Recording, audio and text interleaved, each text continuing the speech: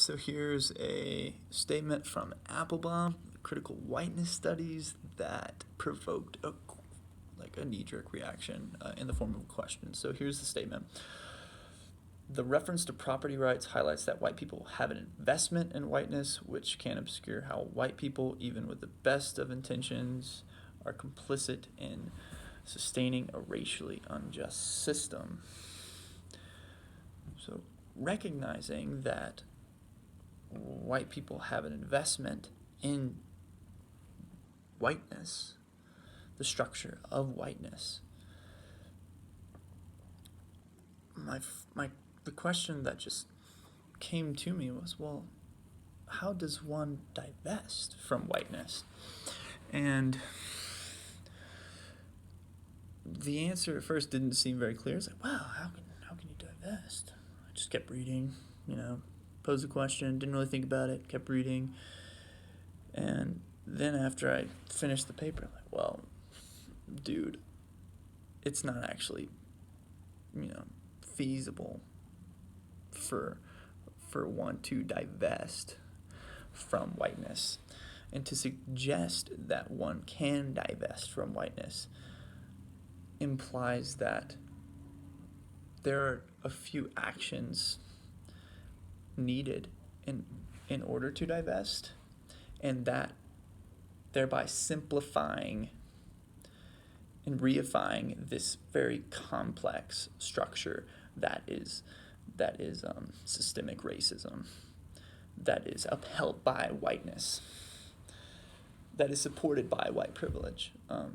So to divest from whiteness, it's not necessarily possible. You can't be white and then just say, well, I'm white, but I divested from that shit and I'm good.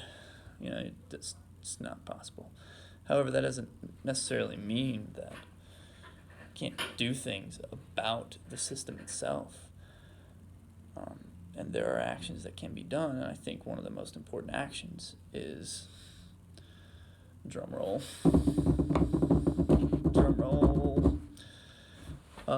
just breaking down one's racial identity, and within my context, white racial identity. It's something I haven't even thought about. Pretty psyched on the autoethnography assignment. God, I've never been psyched on any assignment, but that one's actually pretty cool. Anyways, I digress. So, second question that came to mind from the readings is also, I think it's also in response to Applebaum. I wrote a statement, and here is the statement. I must recognize the ways that and here's where Applebaum comes in. I must recognize the ways that my actions support and affirm the very structure of racist domination and oppression that I wish to see eradicated. And the ways that I must recognize, the ways that I'm referencing here, specifically pertain to my teaching practice. What have I done in the classroom? Through my whiteness, how has my whiteness manifested itself in my teaching practices? And I had to think about that for a while. I still do.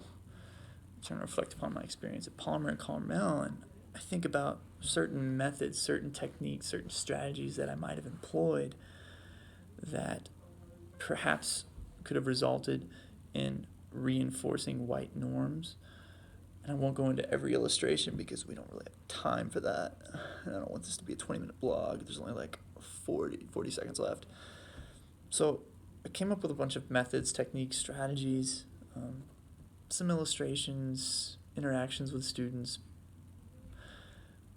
But it seems like most of the answers to that question were in the form of processes, thereby recentering the focus to the processes themselves as opposed to the focus on me.